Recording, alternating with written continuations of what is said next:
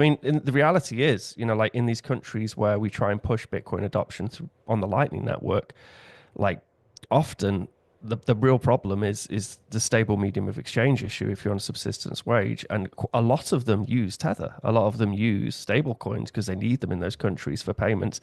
And historically, they were the countries where the use case is already there, the technology already exists.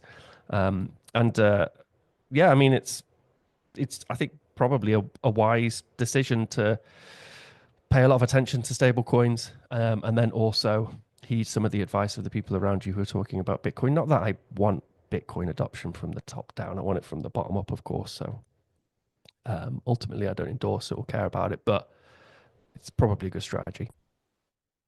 Well, I'm going to make the same argument that I've been making, and I'm going to keep making it. They control the US dollar. They control the world's reserve currency. It's an incredibly powerful position to be in. Like Ben said, if you don't like the dollar, if you think it's no good, make a digital dollar, not just the ones that the banks use and send around, but an actual digital dollar for the people, a consumer product. If you don't like inflation, tell the Fed to stop printing money. Don't spend the money in tax cuts, which is what's going to happen. Spoiler alert.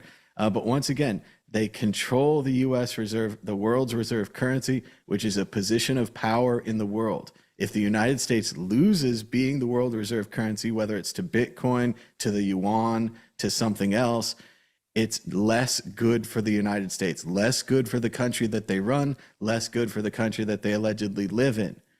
So I don't understand this. Like if you're any other country, you're like France, you're not the world's reserve currency.